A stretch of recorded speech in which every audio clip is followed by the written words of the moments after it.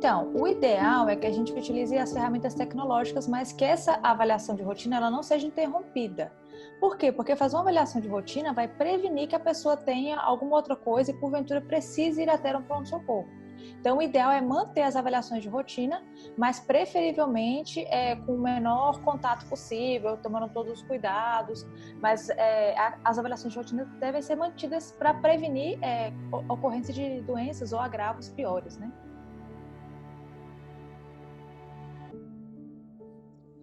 Principalmente pelo motivo de, se o paciente já tem uma condição, às vezes ele não tem nenhuma condição, mas ele está tendo sintomas, ele deve fazer uma consulta, né, no início dos sintomas ou no início das queixas, porque ele evita de ter que ir ao pronto-socorro e a gente sabe que, infelizmente, o hospital é o local de maior risco de contaminação, né? Então, as pessoas devem, ao máximo, evitar ficar com agravos muito agudos a ponto de terem que ir ao hospital. Então, o ideal é ver os sintomas sempre no começo, como sempre a gente indica, e evitar que chegue a um momento que precise buscar um hospital, uma emergência, porque infelizmente a gente sabe que esse local tem uma chance grande de contaminação e infelizmente a gente sabe que a lotação hoje em dia está bem maior devido ao coronavírus.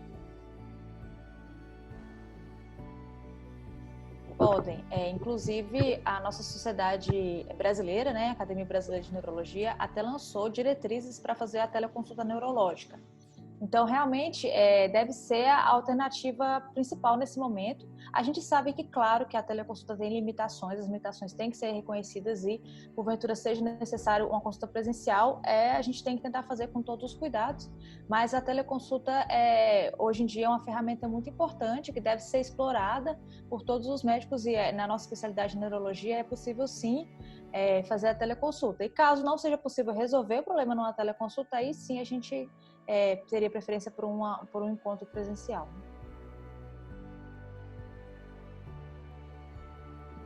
Todas as doenças crônicas inspiram cuidados, que infelizmente o vírus causa uma inflamação, né? É importante. E a pessoa que possui comorbidades, ela pode ter dificuldades, vamos dizer, em conseguir enfrentar a inflamação e todo o estado que o corpo vai ter que passar por conta da presença do vírus. Então, na nossa área, todas as doenças, né, neurodegenerativas, Parkinson, Alzheimer, AVC, quem já teve AVC, todas as pessoas que tiverem polineuropatias, comorbidades neurológicas, né, devem acompanhar essas comorbidades para que essas comorbidades fiquem bem controladas e o paciente esteja no seu melhor estado, né, de saúde, para tentar evitar, né, de ter um pior agravo caso seja acometido pela Covid-19.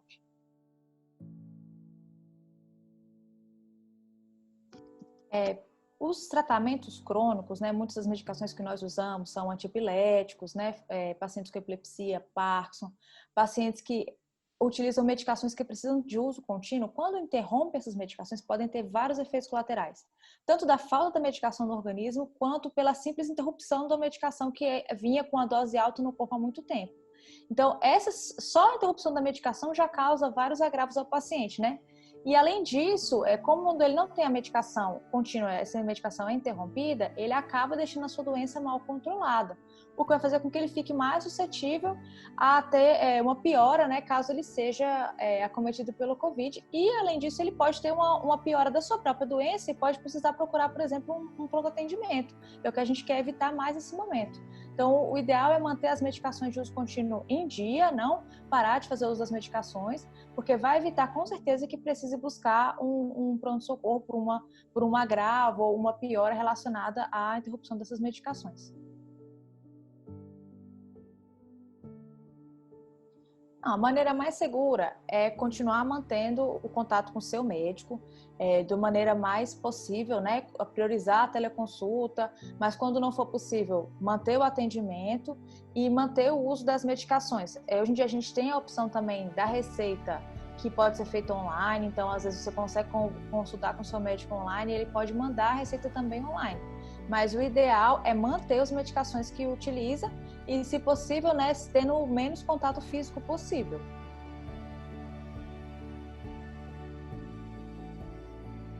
Pode, bastante. A gente vê também, né, em relação à parte neurológica, né, doenças que têm comorbidades como depressão e ansiedade. Por exemplo, epilepsia, o paciente tem depressão e ansiedade associado.